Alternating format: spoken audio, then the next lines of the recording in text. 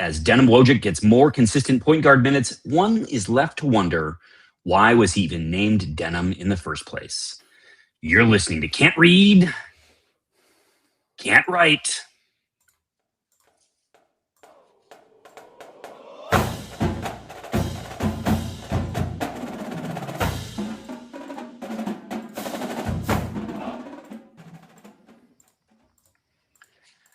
Welcome back, everyone, to another episode of Can't Read, Can't Write, the podcast that proves Spartans can talk. I'm Mike Jones, joined as always and never, not by Alex Plum. Absent is the man who fled to Canada in search of superfluous U's, Kevin Greck. Plum, how are you doing, buddy? You need to vamp for a minute as I attempt to find the link to share this out. This is great. Well, Merry Christmas, Michael, and Happy Hanukkah, Kwanzaa, and everything in between to all of our dear listeners. Doing great tonight. We are trying something new for the first time because Kevin is not with us to tell us. No, Jesus Christ, every fucking time this half I've been watching, we have missed the free throws. I'm going to have a coronary in just about 6 seconds. Friends, if you're listening along later this week, you're getting a second half. It's like live tweeting, but instead it's here on the podcast / YouTube where we're attempting to go live and just absolutely have a barn burning cantankerous time screaming at the players for all of their follies and thinking that indeed I could do it better. I couldn't do it better. Also, I just want to say, I cannot believe. Have you seen the officiating in this game so far? That was the next comment. And I'm like, this is the Miami-based former cop who was fired for being, theoretically, allegedly duplicitous and other things, I think. And he's still refereeing. It just seems like when a police officer or someone in law enforcement is fired for ethics questions, maybe they don't get to still be a referee. IDK. Yeah, that's fair. It's because people are asking. Anyway, folks, right now we are about 2 minutes and 11 seconds into the game. The Spartans are up 6. The first half was something else. We were down, I think, by as many as 9 in the first half, at least when I started to tune in with about 15 minutes left in the game. So it did not take long for Cornell to get up on your Spartans. And boy, we've had a time. Yeah. Oh, this is not great. I can now see 2 versions of us because I'm seeing the YouTube stream simultaneously with the Riverside stream. This is very uncomfortable. Oh, what could go wrong? But, had to have the chat here. Hopefully, maybe Riverside will also have the chat. I don't know. Anyway, Plum, on behalf of all of us in this holiday season, we, of course, want to thank everyone for listening. If you could share the pod with Spartans in your life, rate, review, and subscribe wherever you get podcasts. And of course, follow us on Twitter and Instagram at Spartan_pod and Blue Sky at SpartanPod. Look, you kind of outlined it. We're going to be verbally live tweeting this shit show. And it has been, I don't care what anyone says, because this is the most points we've let up in a half all year. And against the team, we might say that's only 6-5 on the season. The Cornell Big Red, having what the announcers at least have said was or the TV pundits rather, their best game this season against us at home in the Breslin. Yeah, love that for us. And then I think we're going to use the commercial breaks to do a little dalliance around some of the football news that we would have covered in a normal podcast. But we'll see how this goes. And we might have to do more of this. Jordan? Yes. All right. Dear listener, apologies if you are behind, ahead, Plum I'm also pretty far ahead. And so this is good. We're going to figure this out. Oh, I just saw 65-58. Where are you? We're at 60. I had seen it a moment ago. Okay. Now, we're at, it's all right. It's okay. We're going to make this work. It's going to be fine. Everything is going to be great. Yeah. So look, I think while things are calm, peaceful, and maybe the vitriol isn't quite flowing, should we talk about this rotation that seems to be persisting? Divine Ugochukwu, who was ostensibly brought in to play behind Fears, is not really getting on-ball minutes anymore, and we're seeing a consistent Denim Wojcik presence that to be clear, Cornell is in the Ivy, right? Yes, they are. Yeah, so this was the league in which he played. This is where he should be at his level. Yep. And it still hasn't looked great. Well, Cornell, as an Ivy is one of the worst Ivies. I think everyone tends to agree. In sports, I'm not quite sure, but oofda.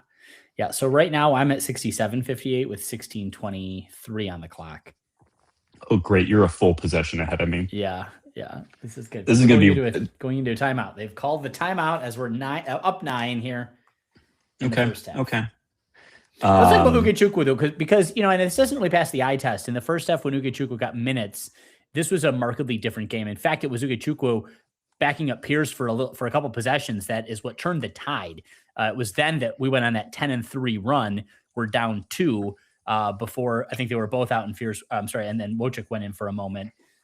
He didn't, fuck it up at that point, but we only had a few minutes left in the half. So this is interesting. What do you? I mean, I don't know if there's anything to attribute it to, but what are your initial thoughts on what is driving some of this decision making? Is this just Tom doing the Tom thing where there's something that Ugachukwu is or isn't doing in practice that's got him pissed, and so he's using Wojcik just as the because he loves to do that as the sort of piss in the wine.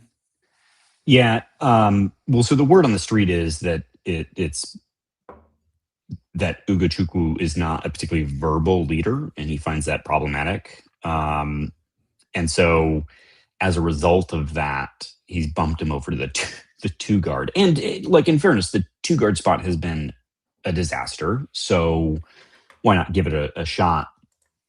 But at what cost? Yeah. Right.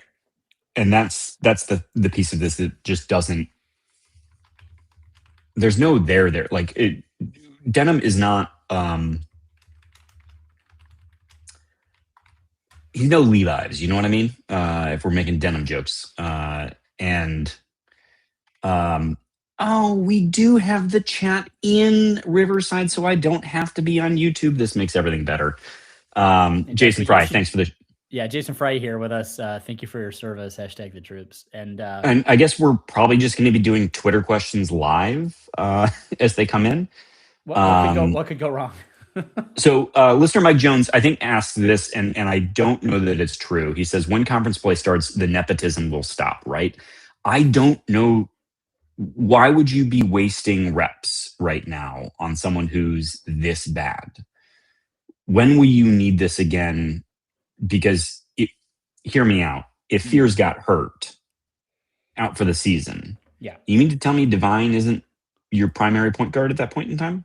It has to be. Are we going to roll out Denham as our primary ball handler? There's no way. And I think that's the point. But again, when you get to live in the fat and sassy space, which is where Tom is happiest, I would think to some extent that this is where Tom has got the flexibility that he can play Denham like this. I want to know why Doug Wojcik isn't just absolutely beating his son's ass. This is the kind of toaster territory that I have long advocated for. That Doug's known for. Was it he who lost his job because of this kind of behavior? I hope so. I hope it is. We should Google that because it was definitely one of the staffers, if not former staffers. Maybe it was Monty. Was it Monty? I don't think it was. Oh, no. Wojcik was terminated amidst numerous allegations that he verbally abused players, assistant coaches, and college employees. This was the College of Charleston. Woof. Don't worry. His players forgave him. Yeah. And look, he and Pat Fitzgerald get along great, is all I know. But oh, man. No allegations that they were doing the car wash over at the College of Charleston. We need to retire that. Yeah, well, one day. Bury it. I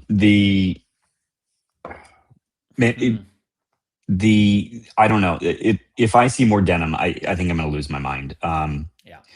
Otherwise, I do think we're in a place where we're getting a lot more minutes of Cam Ward today, which has been a sight to see and has been pleasant. He's been much more assertive. I'm looking at it as he just committed a foul, but yeah. This but he team, knew it. He knew what he did. He knew what he Yeah, did. this team needs Cam Ward to, I think, realize its ceiling. I really should pull up the live box score. This Cornell team also just can shoot the ball, or at least is shooting the Well, ball well they had today. one of their best shooting halves in the first half of this game. The number of threes, four or five threes, I think, in the first 10 minutes Yeah. is pretty dumb. And like we've said before, you can defend to an extent against that, but you get on a heater, there's really not much you're going to be able to do. And can I just pause for a second? This automated announcer yelling "Go Green" and the crowd going "Go White." Did the cheerleaders also take the fucking Christmas break off here? Because it is one of the most. Is it automated? Are you sure? If it's not automated, then he needs to try harder to sound like a human, because it's giving real AI vibes, and I'm not. We should get Will Teeman in there to do the "Go Green, Go White." Okay, you're right. I'll take AI. My fault, and I'll shut up. Cam Ward, man, muscles that one in underneath the basket. We're now up 11 with just over 15 to play. This is good. Spoilers. Sorry, reset the feed. You shouldn't be behind. That's actually probably true. I probably should reset the feed. Oof. A couple of miscues. This has been happening on defense a little bit with these guys, and I don't know who to attribute it to. Fears has. This is not. I mean, this has been one of his kind of less bad appearances. Oof, nasty three. That was delicious. We're now up 12. Trey Fort, man, who knew? Shooting threes from deep. That is a hell of a. Yeah, the problem is that it's Cornell, 6-5 Cornell out of the Ivy. Like, I'm not trying to poo-poo, but the fact that I feel like what we're learning tonight is that this team is capable of taking nights off, and that's not what you want to see, even if they did get their shit together, right? Like, no bueno. Yeah. Are we going to? Yeah, it looks like we're going to TV timeout. Plum, should we chat a little football while we've got some time? Yeah, let's do it. What do you want to do? Do you want to do coaches hired, players staying, or players leaving? Let's go coaching first here. Let's just follow the outline as you got it up here. We did a lot. If you haven't listened last week, listeners, we did a lot on coaches last week for football, so highly recommend you check that out if you haven't yet. But let's talk about Iowa State, Michael. The Cyclones, the Cyclones of Iowa State. Take a stab at how we pronounce this one. Hank Poteet. Yeah, Teat. That's what I think. Teat. He's Poteet until proven otherwise. Let's do that. Yeah. Look, this seems to be one of the nicer hires. I'm trying to pull up some other receipts later on some things, but look, 10 years in the league, won a Super Bowl. Iowa State, I think, is well respected as a coach. And you could have done worse. Like, I guess at some point in time, not to be too whatever about things, could it get worse? Yes, no, yes. Anything could be happening. I mean, defensive backs. He played tight end for a whole bunch of fucking teams. Started with the Steelers, made it to the Browns before he retired. Played for the Pats, played for the Jets. Guy knows what he's doing. Won a Super Bowl. I mean, it's great. Yeah, love to see it. Love to see it. He's got some experience. So, but then there's some confusing ones. Mike Bajakian. I prefer to say Baja Blast. Baja Blastian. Yeah. So, look, the stats aren't great on this one as it relates to him as an offensive coordinator. Yeah. But he's not coming to be the offensive coordinator. Nick Sheridan Wolverine is coming to do that job. Quattro times fired Nick Sheridan is coming to do that job. So Mike Baja Blast is whatever. I do think there's some things to take away from this. First of all, he was the QB coach for the Buccaneers for 4 years when Jameis Winston won Rookie of the Year and was the first player in the NFL history to throw for 4,000 yards in his first 2 seasons. That's something. Yeah. Jameis Winston also good athlete. Sure. The I think this idea of Northwestern retreads is a little silly because it's one hire. Yeah. The rest of the staff is not retreads.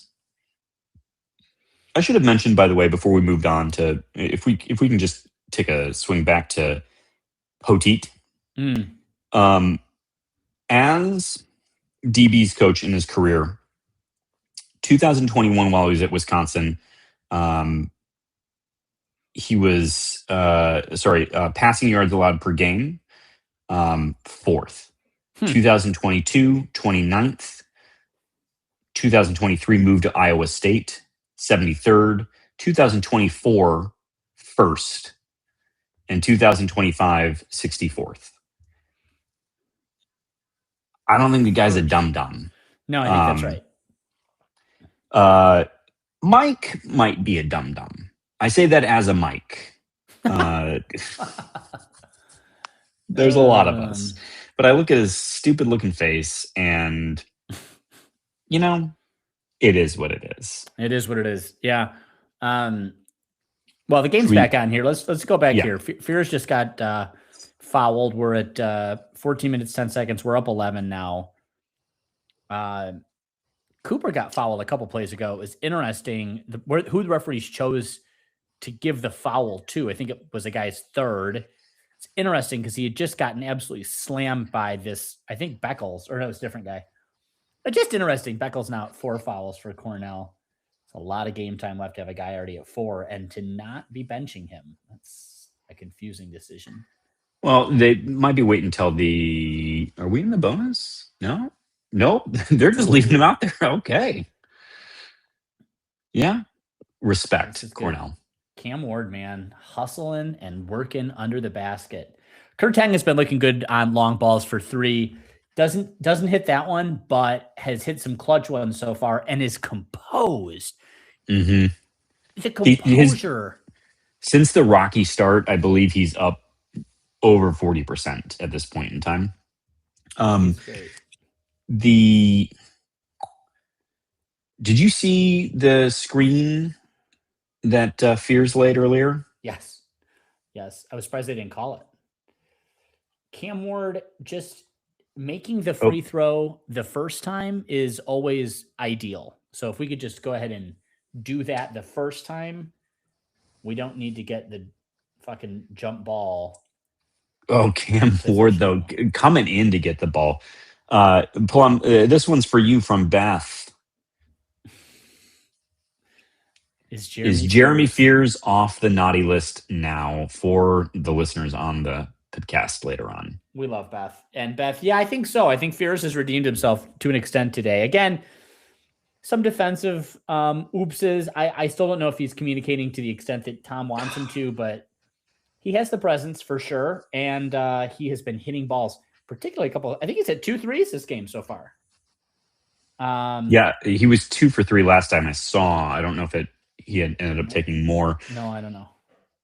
So it's pretty good. I will say, Plum, you called it out earlier, and I think I was a little dismissive. Trey Fort is getting easily the most minutes he's gotten in a long time and seems to be doing a better job. But you have to asterisk it with the opponent, right? Like you're gonna keep going back to this. Yeah, I mean, like it's great to see him make shots. It's great to see him not just like he's still a guy who's going to put the ball up, right? Yeah. But it seems a little more restrained. But is this the thing they do? Their power forward is 6'4", Alex. I know it's not. Yeah, I know they're itty bitty. They're itty bitty boys, and good for them. As a Smallman. I don't love the fact that we have just under 14 minutes left in this game and we're already in the bonus. This may not end. We may be here until tomorrow. This might be the longest pod we ever do, and we've only watching a half of it. My God. Could you imagine if we'd done this whole game? Oh my God. People there'd have been phone calls. I mean, at some point in time, if we do this enough, we'll just start going into personal life stuff, and that might be the respite on all of this. 100%. We'll start digging into the paraphernalia that's on your shelf. Crying into my microphone. I went through all of that scotch. Someone help. So it does mean that you can't let us, you can't make us cut anything. So gotta watch my mouth. I don't think you've sworn yet. I don't know. I think we're up with 13. There's a comfortable enough lead that I'm not in my, normal sense. This was a lot. That was a whole sequence. Adding stats right now. I know, with Tank just trying. Oh, that's not even Tank. Shit. It's Fort, isn't it? Yeah, he just had several boners in a row. Too bad. Anyway, reversion to the mean. What are you gonna have? I said a nice thing about him, and he proceeded that's to. That's immediately what I get. Put my foot right inside my mouth. Fort the third. This defense, though, look. Oh, Wojcik! Holy smokes! I think that's Wojcik. What other blonde-haired white kid would it be? I mean, yeah. Does he look like he's a neo-Nazi? Then it's Doug Wojcik's son. Now that's interesting. That offensive foul on Ward makes no sense at all. I want to see the replay on that. Ward gets. No! You get one push. The replay. You always get one push. Yeah, he went down soft. Mm-hmm. Yeah, tell me. I mean, the number of times that we saw Hunter Dickinson put one shoulder, two shoulders into somebody. This is what I'm talking about. And then Wojcik just completely misses the fucking defensive narrative. My guy. Can we? And then there's a fucking hole. Oh my God! What's going on here? This is slop ass. Oh, Lord. All right, listeners, if you're watching live, go ahead and put in the chat games you can name that have been worse officiated than this one. I mean, did one of our players just take out their coach? Yeah, I think so. It was Fort. And they call the foul, but it's also like Wojcik is getting fully hugged. Nothing. Is anyone watching anything? Yeah, and they did. Fort fully strike. Is he concussed? God. Let's go rebound. Oh. Yeah, that's an oof. He could have hyperextended that knee in a really bad way. Bad things could have happened. And this is what I'm talking about. And now, again, with just over 13 minutes left, we're back at the charity stripe 1-1. This is not how anyone wants to play basketball. You know what I mean? I'd better just take 1 point each time they foul us. Let's just cut the difference and let's keep going. Oh, you just don't want to have to look at the stat line later on. By the way, pull up the live box score. Pull up the live box score. This is going to be upsetting, isn't it? Where are we right now? Oh, God.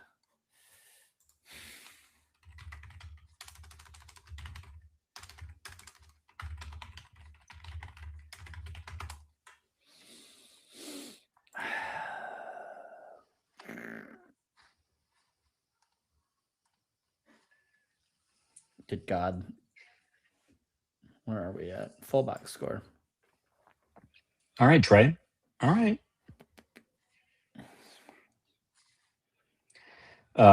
17 for 24 on free throws right now. My Lord and my God. 7 free points. We should be up 20 points on him right now. Plum, Listener Mike Jones has your number here on screen. It's Plum's second favorite official, Larry Scarato. That was my point earlier. What was the old story on Lair? We should look that up at the commercial break. It's something to do with I don't know, I don't know, it was a DEI. Something happened with old Lair. The Epstein list. Was it shit? Could have been Florida. I don't fucking know. Oh, nasty on one. Shit, Cohen Carr. God, my you're Lord so far and ahead my of me. God. This is so frustrating. Oh, fuzz. That was delicious looking. Yeah. That smile too is just nice. Mm-hmm. Just nice. Should I just pause? Let me just pause mine for a second so let me just pause for about 6 seconds. No one will care about this, but my folks did see Jackson Kohler and one other basketball player that my dad thinks might have been Trey Fort in the airport the day after Christmas. Oh, really? Mm-hmm. Breaking news. Bum, bum, bum. Oh, for God's sakes! And Wojcik gets Jesus Skorotic calls a Christ. foul on Wojcik. Like, what are we fucking doing here, Larry?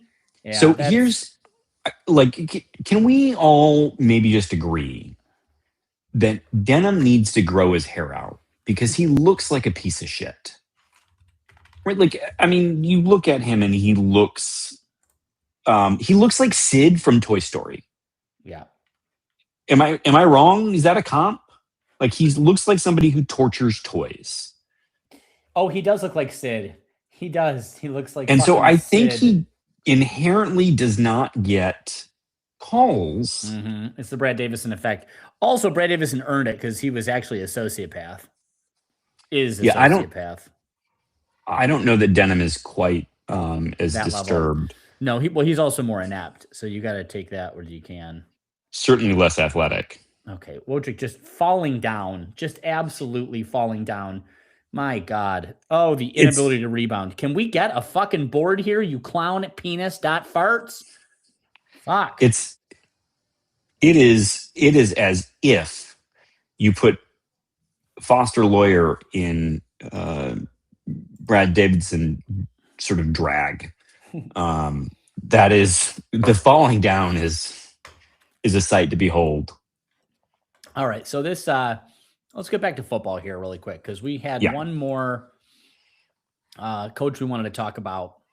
The one thing I wanted to just say about Bajakian, the problem with Mike Bajakian, however the hell else you say it, and Bahakian and the guy he's going to be coaching with, who's frankly not really earned a name yet, Nick Sheridan, it's a dumb and dumber situation, I'm afraid. Between quarterbacks and offensive line, that is a room you have to have right if you're going to win football games. And I'm not fully convinced that either of those two gentlemen, well, they're certainly better than I am, but my God, like, are they though? Oh, there's a lot that's going to have to go right for those two guys not to fuck the season up, because my God, if we have a beautiful defensive season and then we don't have shit. So this is something. I'm getting bullied on Blue Sky, which I thought was the place of kindness right now, because asking if Cornell was in the Ivy, by the way, was one of those things that I felt like I could say with confidence, and I felt so confident about it that I was like, wait a second.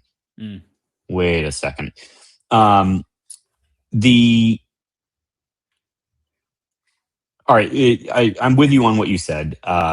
Moving to Tabaka, which feels also like somebody who should be from, like, if we're doing last names at this point in time, they all feel like races that were in the cantina scene of Star Wars. Poteet, Bahakian, and Tabaka. But Nick Tabaka, offensive line coach from Wake Forest, was the O-line coach there from 2014 to 2024, and then was out last year, just not coaching. Look, this is another really hard to evaluate one. And frankly, I have a hard time respecting any school that had Kenneth Walker at it and was splitting carries. But they did produce a number of pros. Like, I'm not totally dismissive. They run a weird scheme there because they do the long mesh point with the quarterback. So there's really extended, like the quarterback and running back are doing synchronized skating for a little while together before it's a decide on whether the running back gets the ball or not. So that makes me optimistic that he's a good teacher. Yep. Which is, I think, what you need in an offensive line coach. But 100%. I don't know how to. Poteet at this point in time is the only one I have any level of confidence in as it relates to hires. Well, not having confidence on the offensive side of the ball is going to not be a boon. So Pat Fitzgerald's first couple seasons with us is going to be fully, at the end of the day, defined by our ability to win. And if we don't have confidence in the offensive side, it ain't going to fucking happen. So What do you want to do? I You don't want to know talk why. really quick about who's leaving, or you want to get back to this game? I mean, we are Now, let's now get back to the game for a all right, minute. 17 points. We're now 82-65 with 11 and a half minutes to go. Cohen Yeah. Carr just made both free throws, bringing that average up just a touch. What is wild is Cornell may end up with the highest offensive output by a team at the Breslin Center this season. I mean, I'm just looking at 11 minutes left. Like, they're about ready to head to the bonus, right? The game's being over officiated. It's going to last a lot longer than the 11 minutes allotted, right? Like, so I don't know. It's good to see actually a lineup in that I want to see in the game at this point in time with Calder, Carr, Scott, Ugochukwu, and Fears. My God, the double bonus. Christ. Okay, Jr. Jr. asks, is Sheridan really bringing that Bama backup quarterback with him? I'm going to go ahead and put it on the screen for everyone. That seems really doubtful. I mean, on the one hand, sure, you would like to have a competent backup. On the other hand, I think we saw Alessio Milivojevic this year, right? I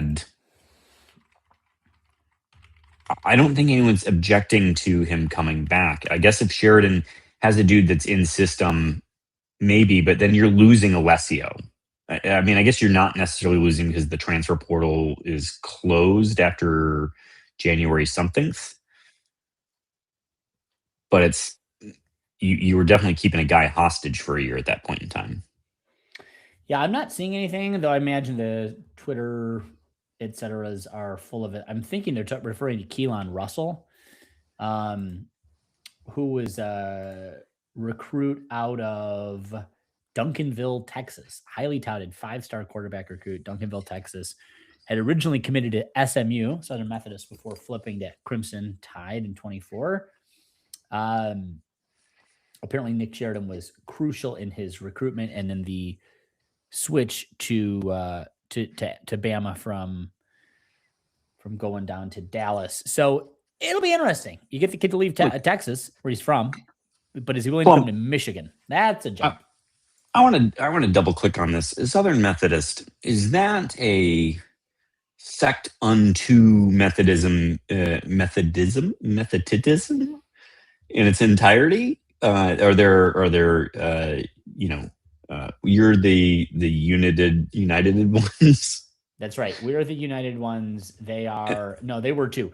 They seceded. No, they did. They're still Southern Methodist University. The Methodists, like all good churches of the 1800s, was opening all kinds of institutions of higher education and learning. And that was a total fucking lane violation. And I guess we're just not calling it because they recognize at this point that there are so many fucking free throws happening in this game that we don't need to give us another one. But shame on also got clarification. It was Austin Mack was the backup quarterback. If you want to just 24/7 him for the moment. And Mike Jones has provided us a most important update on something we will not be covering this show. Charlie Stremmel goal. Up 3-0 on Michigan Tech in the GL High final. Come on, Great Lakes Invitational. And Austin Mack was the kid's name. So not who I was thinking of, not Keelan Russell. Austin Mack. Oh God. If someone has a celebrity comp other than Sid from Toy Story on denim, please drop that in the chat. Yeah, it is silly. How in the fuck is he back in the game? He was just getting ripped what for by Izzo on the side with his dad sort of looking mousily to the side. His dad's into watching other people rip him. It's sort of like what's the abusive version of cuckolding? It's called wojicking, actually. Wojicking. It's called getting wojicked. Okay, Austin Mack. Let's talk about him. Quarterback for Crimson Tide, played for the Huskies of Washington from Folsom, so he California. followed Sheridan once before and didn't get a payout. Okay. That's exactly it. So that's the question. So this now makes a lot more sense. Yeah, well, we'll have to see. We will have to see. Didn't get any playing time at all at Washington, and has played in a game apiece in 24 and in 25. Oh my God, Cohen's shoes are electric. Um, When you say that, you mean like the you think they have the little thing on the tongue where you pump them up? Pump, pump, pump. well, do you see they've got the sparkles on them? They're all sequined. Oh, they are sequined, yeah. But JR not getting Jr. that free throw, you dumb son of a bitch, means you're gonna have to clean the toilets. JR Jr., who's been asking about the quarterback, does comment, and I want your take on this, Plum. It can't hurt to manufacture some competition, even at quarterback. Part of Childs' failure, he thinks, stems from being told from day one that he is the starter. I think we would all agree with that sentiment. I do think, Plum, tell me if you disagree, that there is something to having a starting quarterback that everyone can rally behind. What Jonathan Smith's problem was, there didn't seem to be a real meaningful threat that Childs was going to lose that job. I think that was the challenge. And so there's a couple of things here, and I don't want to gloss over any of them. I will say at the top, first, I agree. I mean, I think it's a good question. I think he's right. I think it's I don't think it can be understated. I think but I want to acknowledge partly here that there are some factors driving this. So some of it's the transfer portal. So we lose Sam Levitt, right, early because of what's going to happen. Everyone sees the writing on the wall. We know who's coming from Oregon State. We know that Childs is coming, and Levitt's kind of like, I'm going to just go. I think first, fuck him, pussy. I think second, and I'm glad that he had the absolute fucking season he had, boob, because there's no reason. Like, this is with the progression that Levitt had that summer, you could imagine he would have been challenging Childs early and often for the starting role. And the fact that he doesn't, I think, adds context to JR Jr.'s question on this. So that's a good point. And I think that's absolutely right. It didn't push Childs to do much, and he didn't do much. So I don't know. I mean, in the first season, that's one thing. There really isn't anybody else. I'm glad that you had Alessio Milivojevic to be able to put some screws to him. Obviously, the kid has got some growth. I don't think anyone would tell you that Milivojevic is the picture. He's going to be a junior this season. That he's the picture. He'll be a redshirt sophomore. Redshirt sophomore. Okay, redshirt sophomore. And if I can just interject for a moment to kind of push back on JR Jr.'s point, the number of reps and how they get divvied up. You're talking about someone being in system and pushing somebody, right? If Alessio's getting 1 reps, he's never had that before. That's right. Yep. Anyway, I cut you off. You're right. No, that's the point. I think you're making the point. I don't think you're manufacturing competition. I think this is what competition is. I think you want the best guy in the spot, and you have to have a team of rivals kind of concept. You've got to have guys, and you're right. At a certain point, you call the winner. This is the fucking bullshit with Tucker not announcing. Do you remember that 2 or 3 seasons ago? Yeah. When we didn't have a fucking quarterback going in to start the with Russo. Season. It was Russo, right? Like was the backup. And it was like, what the fuck is going on? Just call it. And I think there's something about feckless, inept leadership, like unwilling to make a decision, which breeds and inspires a lack of confidence on the whole team side. And that was what you had with Tucker. And then you had this sort of, the foregone conclusion thing. And that's, I think, Jonathan Smith, which is the read I get from Jonathan Smith is utterly afraid of conflict, too quiet, too passive, not taking control, and not, as, in JR's term here, manufacturing some competition, whatever you call it, not doing the work that needs to get done, which is to get guys to play their best football. And that certainly, at the end of the day, I think Childs never developed and never got to play his best football. And that's a shame. The other thing I'll say about Austin Mack, and I'm not grinded tape on Austin Mack, but the fact of the matter is that we've seen from Alessio competent quarterback play. Yeah. And I would argue consistently competent quarterback play. And the idea that that you would put in potentially somebody who's not played nearly as many reps or in a starter role, like, I don't know. You're gambling a lot on a guy who doesn't have proven tape. Yeah. We have a guy who does have proven tape. And so that would be my one concern. But JR Jr., I don't know if we know you under a different name online, but great questions. How is it, Plum, that I'm... I gotta say, if that's an offensive foul, that here's can I just say, and here's how you know that's not an offensive foul. The referee goes up with the whistle, pumps for the foul, and then watches to see if the ball is going to drop before making the offensive sign. That's fucking stupid. That isn't what you do.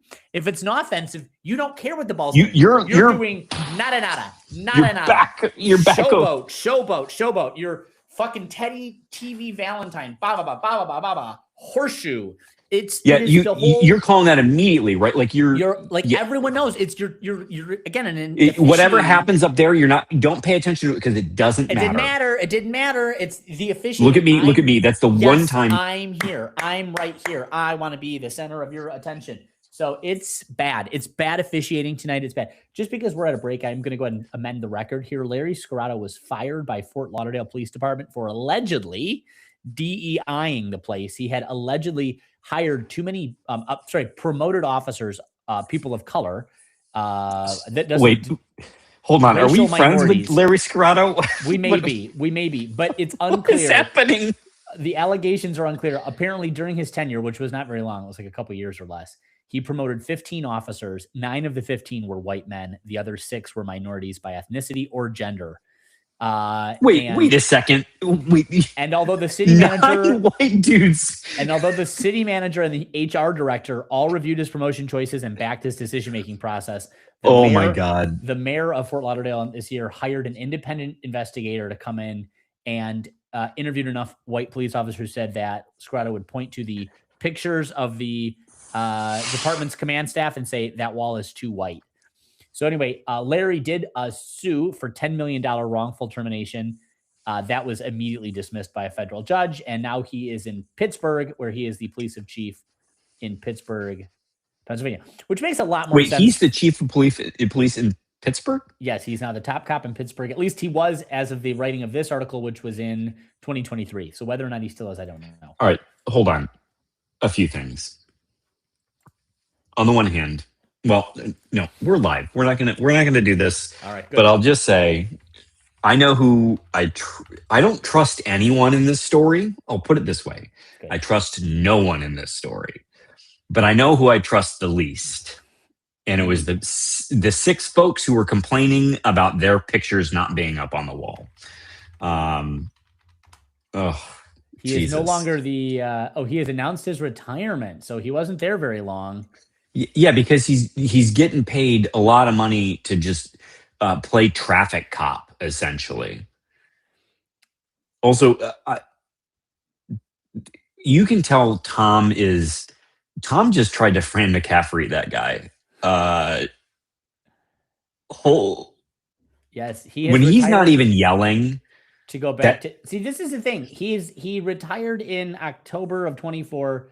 Because of scrutiny to his family, as he announced he was going to go back to college basketball officiating.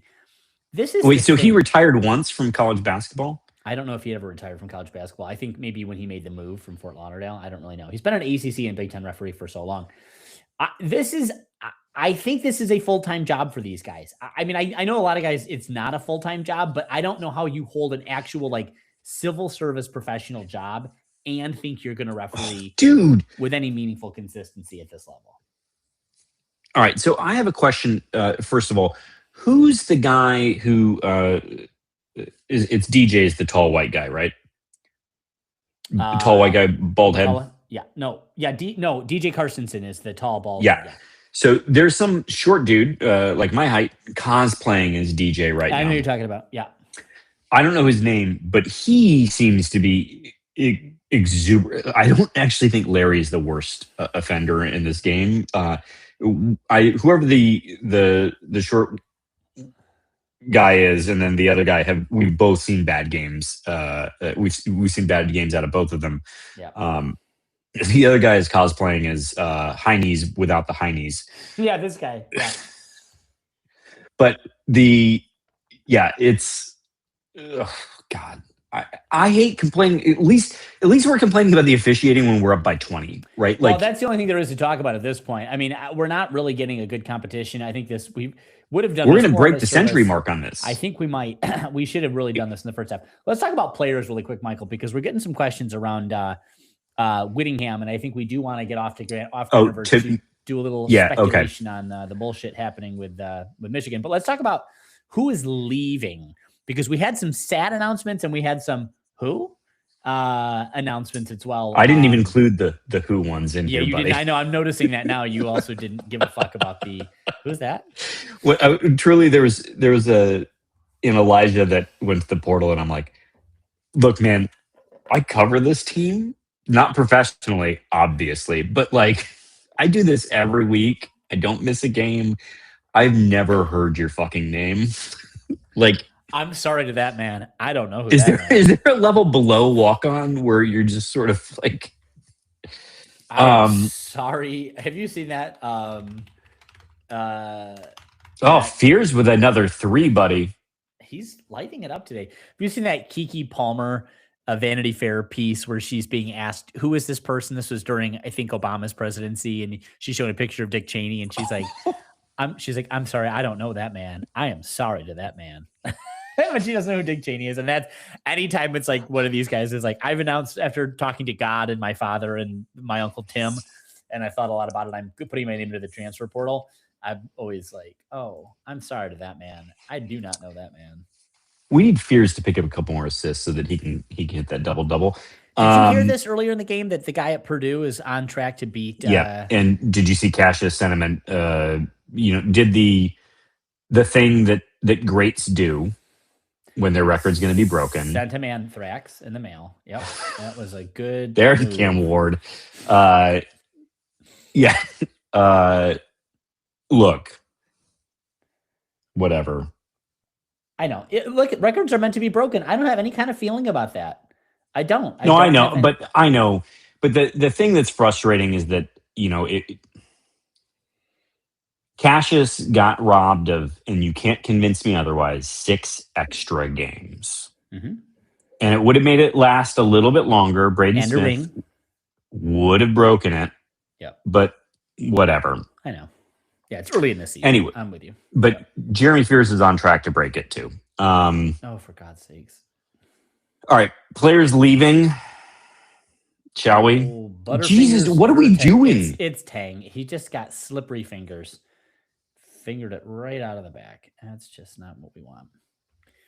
I like how we have the capacity to be pissed about shit when we're up 22 points. Well, so here's actually, Plum, here's the problem, is that I sometimes think this team, and I certainly would say this about our football team as well,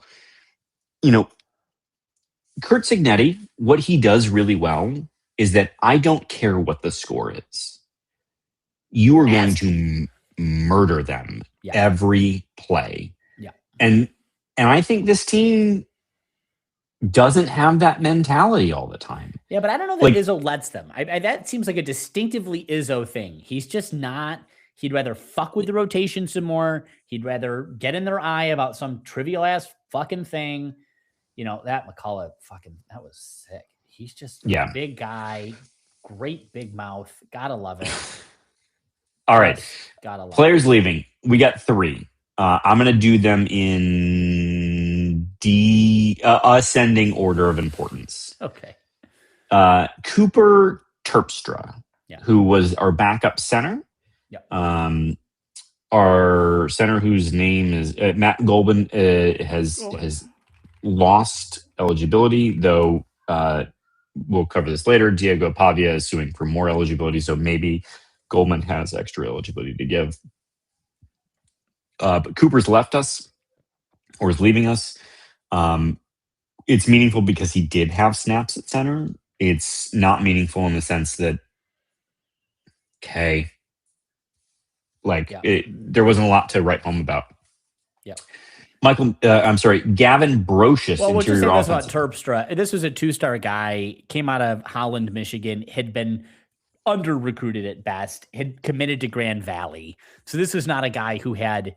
I don't think we're breaking our fucking hearts about this guy. I would assume he's had conversations with Pat Fitzgerald, who said, "Guy, I've seen your tape. I'd literally rather get Sparty out there. Not really sure what you're doing. Good luck and Right. go somewhere else. Because if there was any opportunity for this guy to be developed, I don't see who the compelling offer is. This is the kind of guy I want more money. This is the guy who's probably going to be coming back. Let's be explicit about that. But yeah, let's keep going.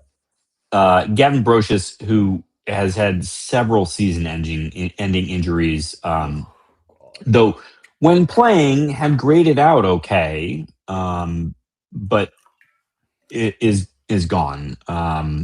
That's a bummer to see. He's someone you would have preferred to keep around. I mean, if you think about Saquon Barkley had how many season-ending injuries until he got to the Eagles? You never know. It would be great, but it didn't happen.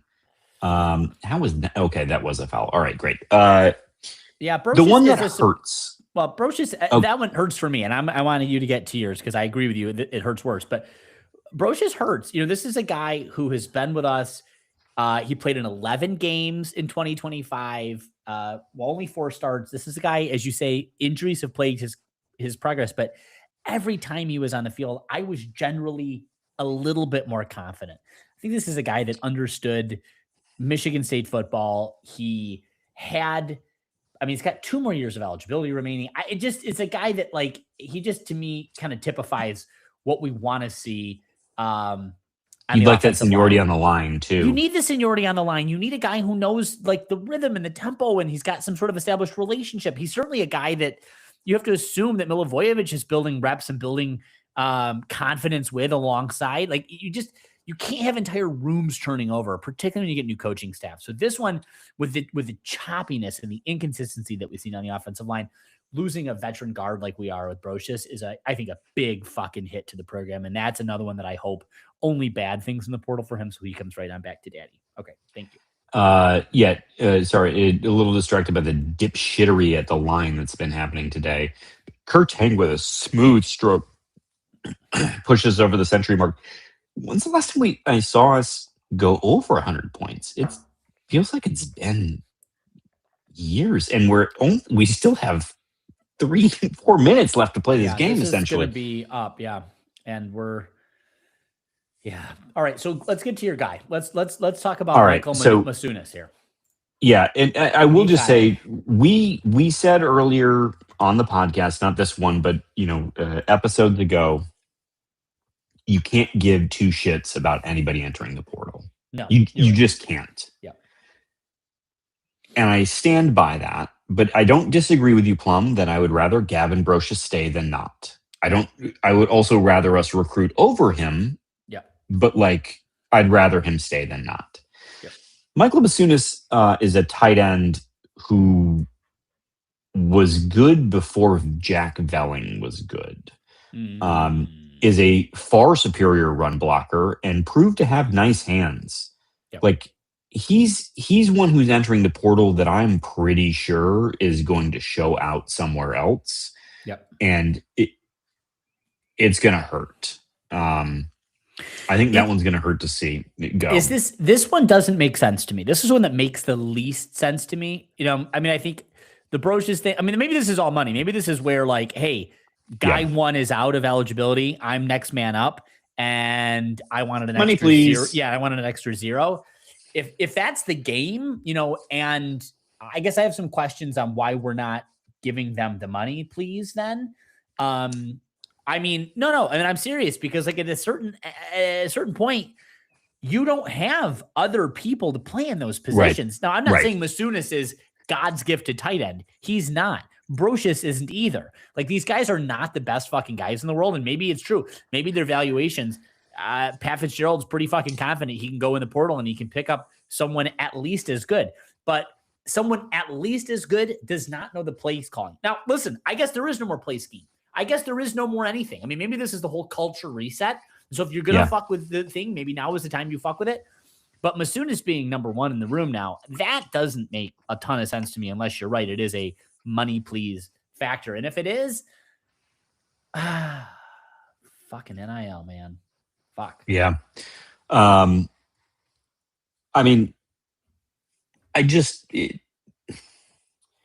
part of it probably hiring front office staff to work with the kids. Like they probably felt bound. My hope is they felt bound by the obligation to, like, hey, I don't have a deal, I need to get in the portal. um uh, but again, if anyone leaves, I'm not going to lose sleep over it. I'm with you. I have a question for you though, Alex. If someone stays through multiple coaching regimes, can they claim SD4L? Because they definitely both, boom, divine. Both had Tucker and Smith as coaches. I'm curious in your rubric. And then, do you have the opportunity to vamp for me as I get one more drink? Yeah, I can vamp about all kinds of shit. Oh, let's see it come through. Oh, Mary, Mother of God. God, you love to see it. A divine again. Oh, he is divine. So I need divine to do this against Big Ten competition. I mean, literally, are we going to light a candle? Am I praying to divine now? I don't know. We are now up 24 with just under 3 minutes to play. Did Cohen Carr just discard Jordan Scott? And I think that Izzo's calling a timeout. I've never seen Izzo call a timeout by doing the travel sign. He's wants a travel. He's doing this. He's asking for a travel. Oh, he's subbing. It's a sub. What are we complaining about right now, Tom? I know. I'm like, what's going on? And Doug Wojcik is like, Tom, I love you. I'm a bad boy. And she's like, just shut the fuck up. Just shut the fuck up. I'm coaching a game. And then Doug like claps at him.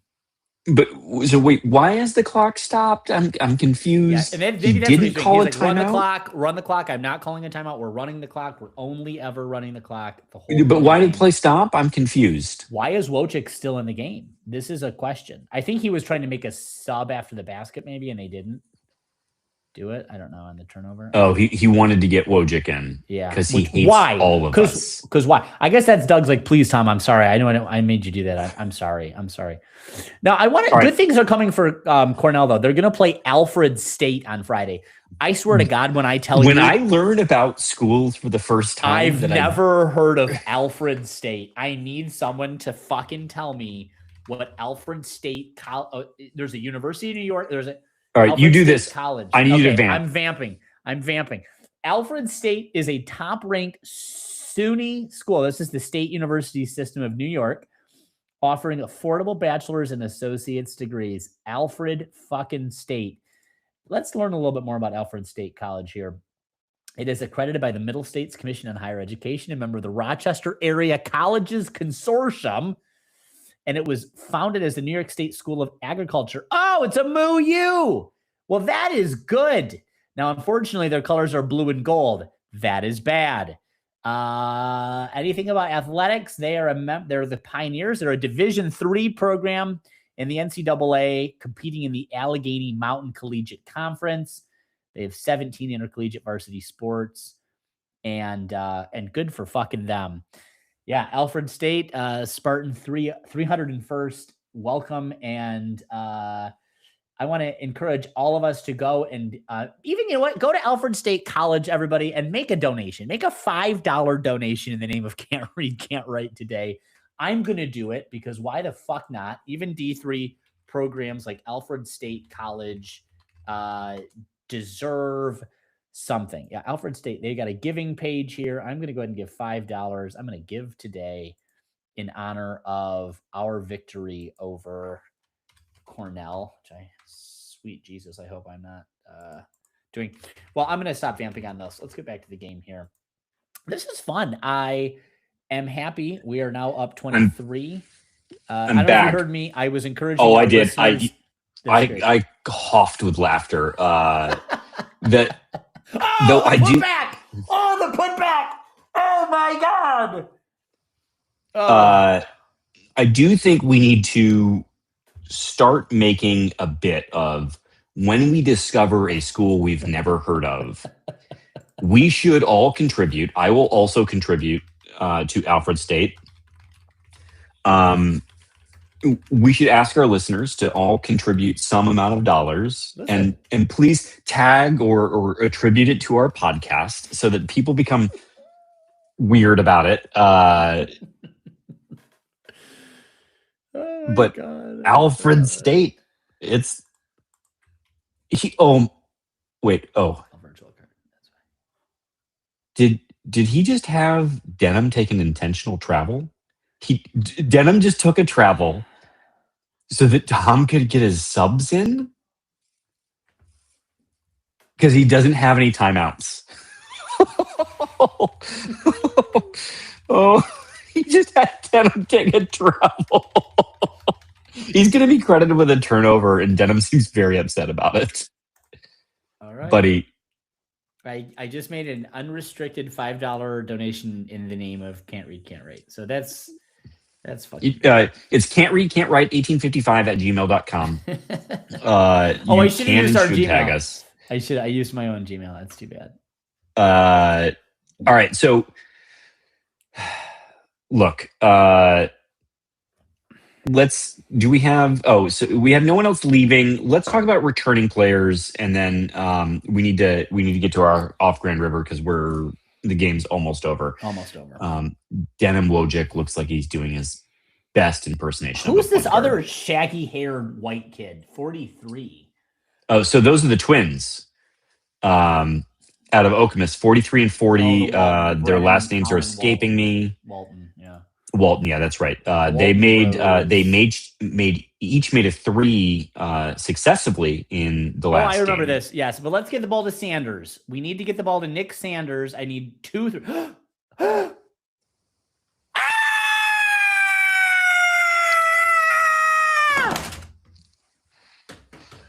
Oh, you love to see it. You fucking love to see it. Yeah, can we talk about Nick Sanders getting some run at the 2 at this point in time? Oh, Jesus Christ. And he gives it right back to us. Fuck me. Well, I was hoping we'd win by at least 20, but winning by 17 is not bad. You know, this was a fun game. First half, not so much. Was it? First half, not so much. But this could have been a lot worse. And, well, obviously we won by 17 points. The reason why it was so great is that Nick Sanders just got a 3 and he made me go goofy. Go goofy. Plum, can you throw in the public chat for our listeners? They want to see the link. There it is. There it is. MSU 4 Michigan Tech 1 in the final. We are the GLI champions, ladies and gentlemen, in men's hockey. Great Lakes Invitational. All right, so players returning. There's 3 that I do think we care about here. Yeah. So first, we'll say Aiden West, defensive back, was a kind of a confusing recruit coming out of high school in that he was highly regarded, then kind of dipped, but then Ohio State made a push for him at the end, and Michigan State was able to hold them off. As a true freshman, got decent run for us, and look, by secondary standards, Michigan State played well. It was the kind of effort that you would like to see out of a freshman, and in hopes that they would return and be better. Yeah. So that's a good return. The next one up is Plum. I'll let you say it. Our edge rusher. You've spent some time in the Pacific Islands. You've got this. Anelu Lafaele. I think. Anelu Lafaele. I don't have the season stats up in front of me, so it's going to be anecdotal, but I'm going to bet money was our most productive edge player. Yep. Good return for Michigan State. Yeah. And then finally, we have Jordan Hall returning, which has been clearly a good culture guy. 100%. There are guys you want to return because that team didn't quit, even though the season had gone sideways. Yep. And there seemed to be really great attitude on behalf of the team towards the end. So I don't know. Jordan Hall's one that I am happy to have back, even if. Does Oregon women's basketball have a player that is cosplaying as Eminem? I turned it off because I didn't give a fuck. I think that was my point. And that wasn't because it was women's basketball. It's because it was Michigan basketball. And there couldn't be any more of a bereft program than that fucking program right now. But Yeah. I will wait until we get to it. But yeah, okay. Oh, she just made a sweet dish. Oh, you got to finish. Anyway, all right. Okay. Those are our returns that we know about, or at least who have made public announcements. We've already discussed the GLI. So I think at this point in time, look, for those of you who are watching live, if you're not on your way down I-94 at this point in time, or 127 to I-94, or wherever you're coming from, get on I-94, because if you hit the Clear Lake Road exit, you're going to want to go to Mama's Mercantile and Eatery. They're not open right now, but you can stay there, and they'll be open tomorrow. They'll get open. They might, if you just go now. I promise you, they will. There's camping in the area. You can just open. camp. Yeah, they'll open for you for sure. But mention Can't Read, Can't Write, and you will get 10% off of your invoice. 110% off. They pay you to eat there when you mention Can't Read, Can't Write. I am sure. That's because they love our podcast, not because they have so many people eating there that they don't need. They don't need money anymore. Yeah. All right, Plum. We've got 3 things off Grand River to go through. Do you recall Diego Pavia? I do not. Okay. He was the quarterback who sued last year, saying that his JUCO time shouldn't count towards eligibility, and was granted additional eligibility, and then was in the Heisman competition. And then went to the Heisman ceremony and made him maybe the most unlikable player in college football ever. Yeah. Including O.J. Simpson, well past O.J. Simpson's time. But yet Diego is suing again, essentially challenging the whole idea of, why do I need to quit playing? Which is something to monitor. Like, if folks missed this headline, like, this is definitely something to monitor. Combine that with the other news that I think a lot of people have seen because Tom Izzo made extensive comments on it, but that a real live NBA player is coming back. Not coming back, is coming to college. Yeah. Going to play for Baylor specifically. And Tom made a compelling case that, like, what am I going to do? Like, what am I supposed to do? Like, call up Miles? Which I wish he would stop citing Miles. Yeah. But his point was to be like, sorry, Cohen. Got a guy. But I do not disagree with Tom on the merits of this question. You know, I'm with him 100% here. And I'm with you. He needs to stop citing notorious domestic violence abuser Miles Bridges as the guy to call up. Like, fuck me. Please, public apology, taking accountability for your fucking shit ass actions against women. Can we fucking please? But that aside, this is Tom's problem. Tom's problem is who to decide who to give the minutes to. This isn't every team's problem. Not everybody's got a Cohen car. Not everyone's in the position of needing to decide between choosing an abuser or a young, promising individual who's a really fucking effective putback guy. By the way, I did not appreciate the tenor of the interaction he had with the journalists in the room. Many of those people I find to be pretty bad at their job, but not Graham Couch, who I've always delighted to hear and respect. And Tom had this very bizarre, not witty tete-a-tete with Graham that I thought was just awkward and uncomfortable, where Graham's like challenging, or Tom was challenging Graham to like tell him, I went, what? Shut the fuck up, Tom. Like I didn't love. And then he has these like broadsides against the media. I don't know. I'm getting off.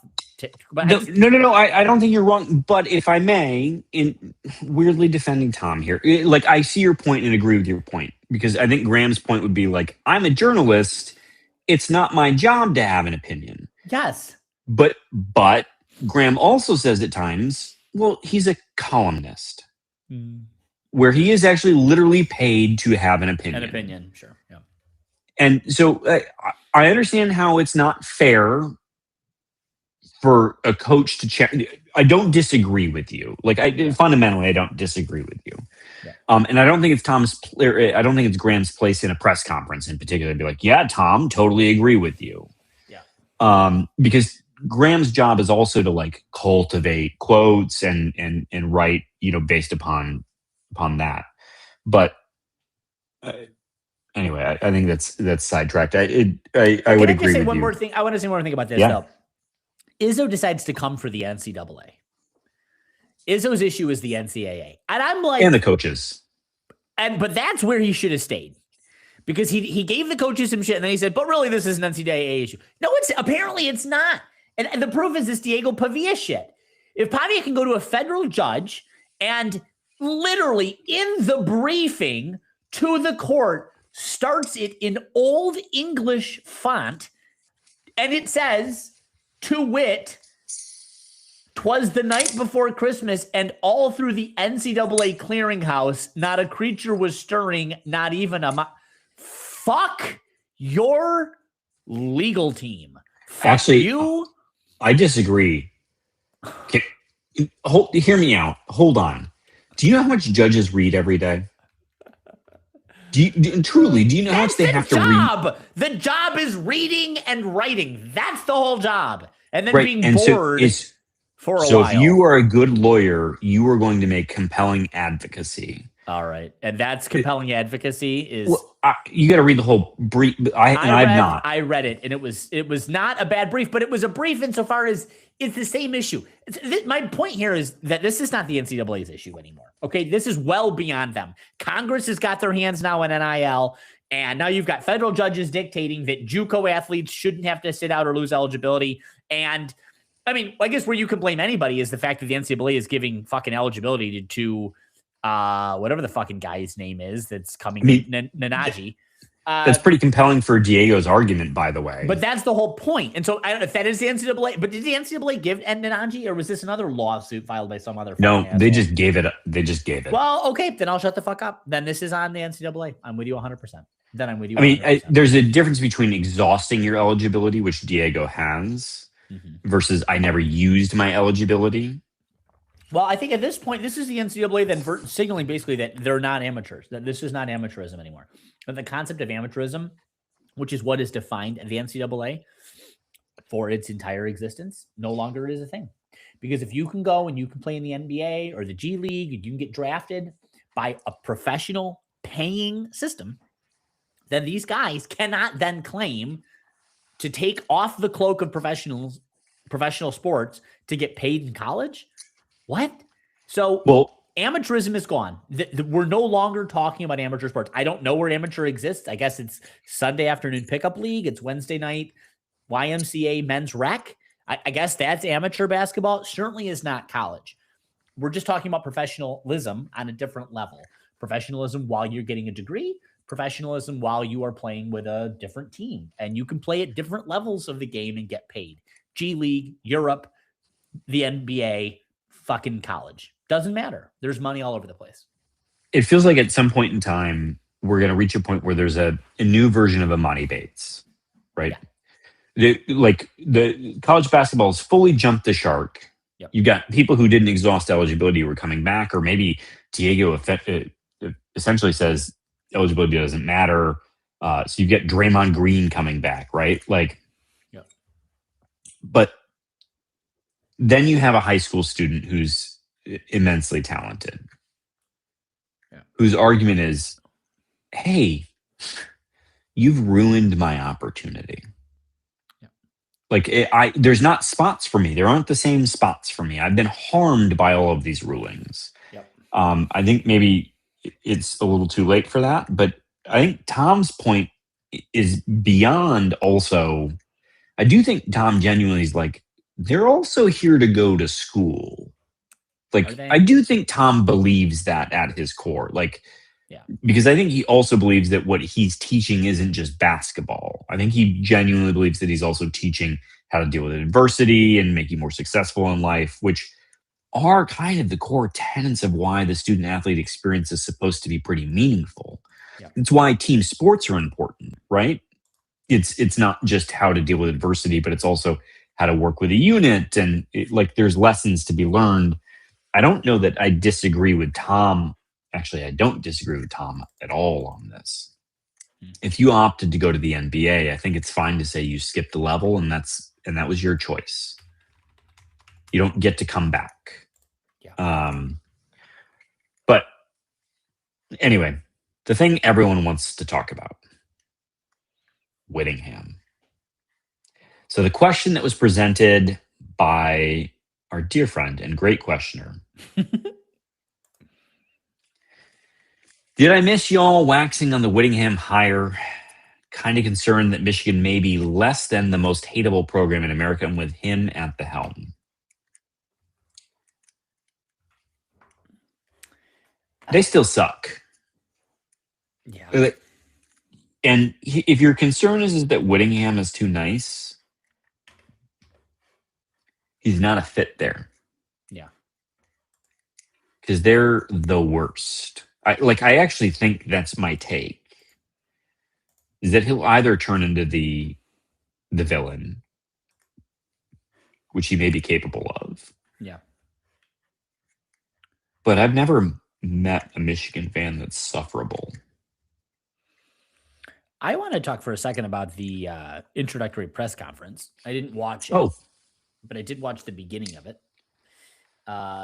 because it was on Twitter. The absolute flummoxing flubbing committed by Ward Manuel. When he didn't shake his hand. Interrupts the press conference to do some awkward, uncomfortable passing of the baton / helmet. Whittingham's very much like, sir, have we met? Who are you? I was recruited directly by 9 of 9 trustees because your whole fucking school is fucked assed. And you're a slob looking big man with weird energy and a bizarre sweater cardigan thing that's ill fitting, like, and unproportional, which is really saying something on you. What's going on here? And then afterward, Manuel like takes the helmet back and then turns awkwardly and like sort of like boom, boom, boom, boom, boom, boom. You have to imagine like a sousaphone playing his steps as he goes. It's kind of like ogres his way off, then immediately cuts in front of all of the camera. Did you need to go in front of the cameras to get the fuck out of the way, you big fucking idiot? I do not understand how Ward Manuel has a job. I can not, for the life of me, unless Bob Anderson was abusing this man too, and he has just been holding the lawsuit. And it's like they know they're going to be out $100 million on that lawsuit to Ward Manuel. I cannot understand what leverage Ward Manuel has. Someone has to explain it to me. I have to understand it. Well, I think there is something to the fact that they have an interim president, and that if you had an interim AD, who's going to take that job? Maybe. Also, Whittingham kind of being forced out at Utah, like, holy shit. I mean, you had Brian Kelly right in front of you. Do you honestly think that Brian Kelly was a better choice than Whittingham? I think he was a... Let me answer this. Actually, yes. On X's and O's, the answer is yes, right? On X's and O's, the answer is probably yes. No, do I think he's a better person? No. I'm not asking that question. I'm asking on coaching, X's and O's. Yeah. The answer is yes. I think Brian Kelly's had more coaching success than Whittingham. Oh, My God, absolutely. Even though we can all discount his Cincinnati wins because they were all Mark D'Antonio's guys. But yes. 100%. But let's talk for a second, though, about the situation that Michigan finds themselves in right now, because they're not hiring. They're not hiring a coach. They're not hiring a record. They're not hiring the person they're hiring. And I saw that someone say this. Maybe you retweeted it. Maybe you sent it to us. Maybe I just saw it on Twitter. Someone went through to analyze Whittingham's Instagram or Twitter feed. I don't know what it was. He follows. I saw this. Women. You just saw it. That's what it was. He followed 5 women. 4 of them are his family. And like squeaky clean. Squeaky fucking clean. Who was the Pope Plum? Was it Ratzinger? Yes. Old Benedict. German dude. Benedict, yeah. Yeah. But he was old, right? Very. Yeah. He had been he had the dicastery, the prefect of the whatever the fuck, like the faith and order. Basically, they're like standards committee, which is good because he didn't actually enforce any standards around child sexual abuse. But that's neither here nor there. Yeah, no, we can get into Ratzinger some other time. But the point is that he came after John Paul II, right? He came after John Paul II. That's right. Yes. Right. So you needed a cleanse. Different in the sense of like John Paul II was revered and adored, right? But like, yes. But you needed someone to just kind of reset because you're the church and like you think in millennia. That wasn't Ratzinger. Ratzinger was actually you're not going to care. No one is listening about this, but Ratzinger basically continued and sustained. He went a little bit further to the right than John Paul did, but he was actually a man in the center. No. I think, but my point is that you just had a different face for a moment, right? Like I'm not talking about cleaning house or anything, but you just needed a reset on the institution, and so it's so that someone else could come in and occupy the space, right, in a big way. Because if you're thinking in millennia, right, like you think in personalities. You needed a placeholder, not even a reset. You want a placeholder to tide us over, because that's what Ratzinger did. He tided the church over for and so 4, 5, 6 years. My comp on Whittingham yes, they need a reset, and yes, he's clean. But if you're thinking about the brand, and we got to give, I guess, credit, but like we need to acknowledge that they have an overinflated sense of self, and it's tied to their historical norms around their brand, which has fallen deeply. But so Whittingham is a high floor guy who's clean, who will allow them to continue to clutch their Michigan man pearls. And then move on to the next guy because he's 66. Like if we were having a presidential election right now, we'd be having a conversation about age. Do you think we would at 66? Well, because the president. Well, we ought to be. Yeah. We ought to be. I don't know. I would say I don't mind you turning 70 in your presidency. I don't mind you turning 70. I don't think you can be. I won't probably ever vote for anybody that's over 70. Ever again. If you don't fundamentally understand what the internet is, I guess I have questions. But anyway, that's not what we're talking about right now. I think my point is that Whittingham is a good hire from the perspective of that. I think the place that I'd push back on is this idea that will he be a fit there? How long will he last? Even he said, I signed a 5-year deal. I'm going to coach 5 years. And I'm like, all right, buddy. I don't know that you're going to make it 5 years. No, I'm with you on that. He certainly doesn't. Because you don't seem like a piece of shit. And I'll tell you the thing I didn't see. I didn't see any energy. I didn't see any real energy. I didn't see any real excitement. I saw a guy that was glad to be there. I saw a guy that would have probably been just as happy to retire with his family to Park Slope. You mean Jonathan Smith? You saw Mormon Jonathan Smith. You saw my John Hormathan. To an extent. I don't give a fuck. I want I want every program, I want every institution to be led by people that are at least somewhat selfless. Every institution, every Sure. organization. I want people at the top of organizations to just be somewhat selfless. Let's be explicit. There is some level of narcissism and ego involved in anyone who is a CEO of any entity, whether you're a head coach or a university president or a nonprofit leader or whatever Or the fuck else. director of a health clinic. I'm speaking about myself 1000%. There is no way you can divorce it. There just isn't. And I get it. It just is what it is. But you can be somewhat selfless. There is a way to hold some of your worst impulses in check. And I like the inability of the University of Michigan to find one of those people, the utter water carrying they have done, the utter recriminating and the backbending and the just uselessness of their decision making to justify the pearl clutching, as you say. Fuck them and fuck the school. They are a stain on the state of Michigan. They're a stain on the reputation of all of their alumni, and they continue to earn the opprobrium of millions of people in this country who watched with joy, with utter glee at the saga as it unfolded in Ann Arbor and Pittsfield Township and wherever the fuck else Sharon Moore decided to drive around threatening women's lives.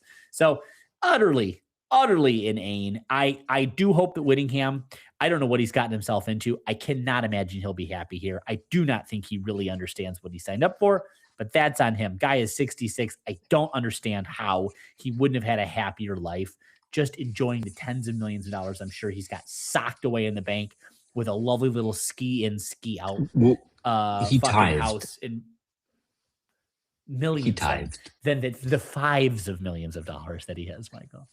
Fuck. Oh god. I went to school with a guy who tithed. He got his tuition to BYU was incredibly cheap. I bet.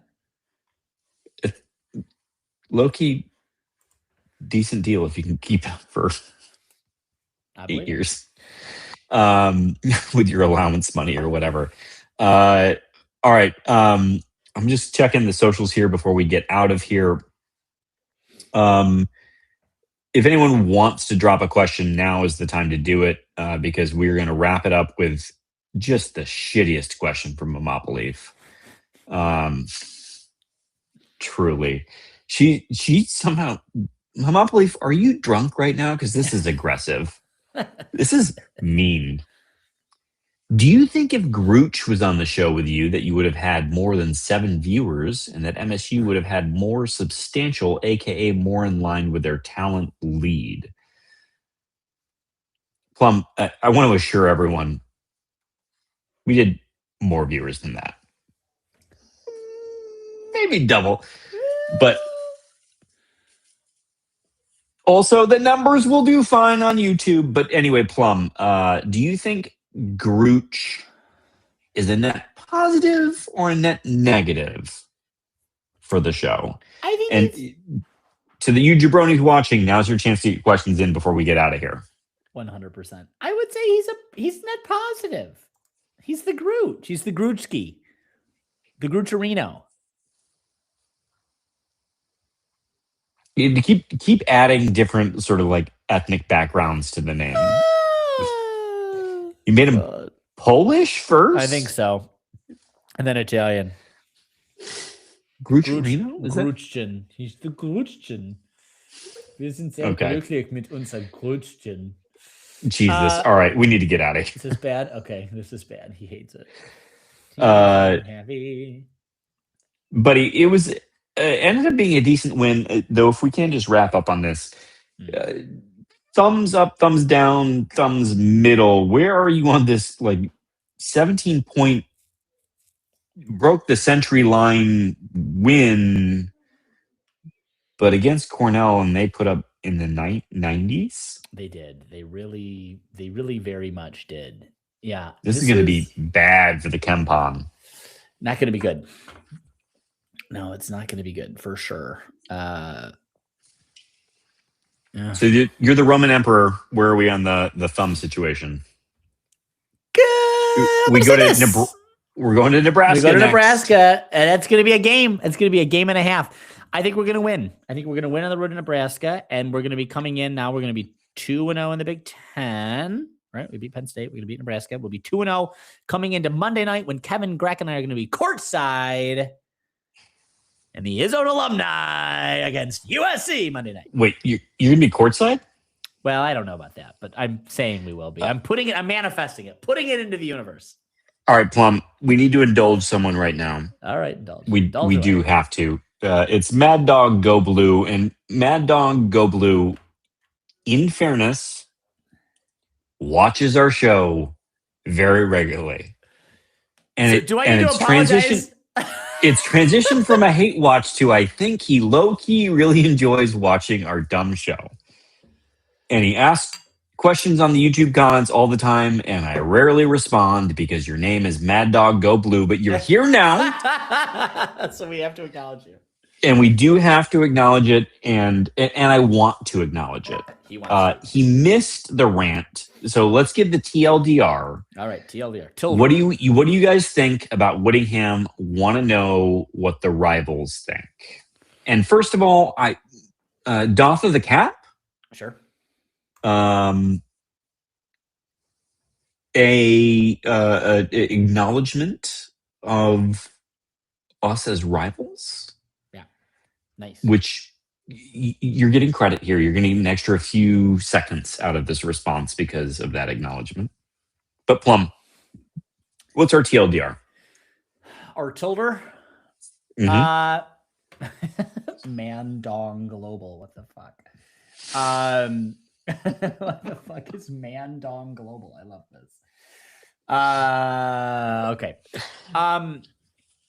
No, I think that's right. I think we made the point. I think you heard us make the point. I think I'm happy. Well, I don't know that he did. I think he hopped on late. That's why. I see. Okay. Well, then the TLDR is I'm high on Whittingham for the university. I think that if I'm being charitable, and you'll have to go back when we publish this so you can hear unless you can rewind. Can you do that? I think that the university has gotten itself into this place because of inept leadership. I think Ward Manuel is an imbecile and needs to be fired. I think he is utterly, just on any metric, and God, I can go back far. Anyone else in any private enterprise would have been fired, if not sued, for the criminal. He should have been fired after Mel Pearson. That's what I mean, for the criminal ineptitude. So, but he hasn't been. Good for him. I don't fucking explain it, but he's still got a job. Whittingham may be the one decision he's made that we can all point to and go, could have done worse. I think that he could have done worse. I think Jones made a more than adequate point that Brian Kelly was right there for the picking, and on X's and O's alone, Kelly was your guy. Kelly would have been a winning coach. I don't think Kelly would have done a thing for the reputation of the university. If this university is going to continue to claim to be the leaders and the best, and they do, oh, God, Jesus, do they, then you've got to fucking act like it. And I don't know that your Mormon guy is going to be the guy, but I will tell you, he is plain spoken. He is not a media whore. He seems like he's to the point. He seems rather like he's not, listen, I like Biff Poggi. I think Biff Poggi would have been absolutely fine. He absolutely, has the respect of alumni. He absolutely has respect of the players. He absolutely probably, I imagine, has respect of the other coaches in the room. How he wasn't fired, and you look at his resume, he's got nothing. He really has no resume of which to speak, certainly at the D1 level of coaching. So Whittingham has that at least, but Whittingham's on his way out. So I will say they could have done much worse. I hope Poggi stays. I think there's a lot to like about Biff. I don't think he looks like the Michigan coach per se. I think that's an indictment on the program. I think it's an indictment on Ward Manuel. It looks a lot like fucking Ward Manuel, slob. So I will just say, sorry, I've gone on way too fucking long. Oh, no. I'm high on Whittingham. I'm happy about, and earnestly and honestly, if I was a Michigan person, if I'd gone, but if I had, I would probably like Whittingham because Market Plum mentions. I pulled back, but it was too late. It was too late. I think that he will do a lot to restore honor and integrity of the program, and I think it needs it. It deserves it we're all better in this state when we're both of our programs are coached by coaches with integrity and honor. And I think you're going to see that.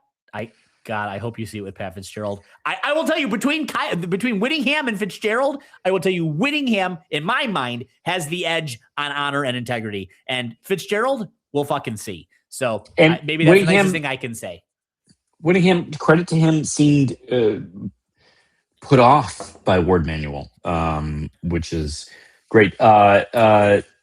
Spartan JD asks, have you guys seen why Whittingham's pick for coach in waiting at Utah was delayed? Did you see this, Plum? I did not. I didn't know he was choosing his own. He did. And it chose his own successor. Because so they didn't like it. He used the N-word and sent the text message to the wrong. But in Utah, he sent the text message to the wrong person, and it was not the right person to hard R that situation. Is this, oh shit. Now, is this like one of those situations where you have a Signal group chat and you're the Secretary of Defense and you invite in a reporter from Vanity Fair or whatever the fuck? Nunzi? It wasn't even Nunzi. She was New York Magazine. This was, back in the day when they had the guy from, it was New York Times. It doesn't matter. The New Yorker. Anyway, I'll stop. But listen, JR Jr.'s pissed at my take on this, but no. And listen, the guys don't like it when I come for the car wash, which, by the way, just saying, if I was still single, we'd have a problem. We'd have a problem. But they won't let me say it, so I didn't say it. My point is, Fitzgerald does not have a squeaky clean record on this. And Whittingham follows 5 women. Now, you might say that is regressive. You might say that's, he might make his wife wear a burqa. I don't know. I'm not bringing that up. But I will say, Whittingham, at the very least, as far as I'm concerned, has been what's reported. There can be one can't draw a more concise conclusion. Then Whittingham has got a little bit more of an edge on, you might call it preposterous, paternalistic, or old-fashioned, but he's got the edge on some level of integrity in the way that Fitzgerald certainly does not have the benefit of the doubt. So maybe integrity is not the right word, but you're less worried about you're just repeat mistakes. I'm less worried about repeat mistakes. Yeah. So, though that wasn't actually Pat Fitzgerald's. They're different issues. I'm fine with it. I want the best for both of our programs. I want the best for my program more than theirs, to be clear. But if a Michigan fan is asking me how I earnestly feel, that's how I earnestly feel, because I do earnestly feel like both of our programs are better when we're both coached by reputable programs with athletic directors who don't weigh 700 pounds. And I think that is a fair conclusion to draw. He is a tax on the U.S. healthcare system, and I don't think it's unfair to say it. I think we're happiest when Michigan is like 7 wins in and is ranked higher than us, and we look at them and we say, "You guys suck." And I'm hopeful that that's what we get out of Kyle Whittingham. But anyway, Plum, it is time. Man, could we have had our logo? Oh, we do have the logo up here this entire time. All right. It's been a blast.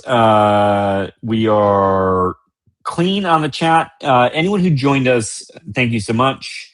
We might have to do this more? Question mark? Not with the game, but we might just have to do it live more often. Yeah, the live questions was great. This was good. Had we had any other social media questions, Michael, that we have ignored that we need to take care of quickly? And we're a little bit, listen, for this podcast, coming in at just over 90 minutes is basically an abbreviated podcast. Yeah, no, we don't. And I made sure because I didn't put the questions out because I knew that we were going to do this and I was not sure how it was going to go. Good. Plus, it felt weird putting questions out before the actual game happened. Anyway, no one cares about this. This is back office stuff. Plum, go green. Go white.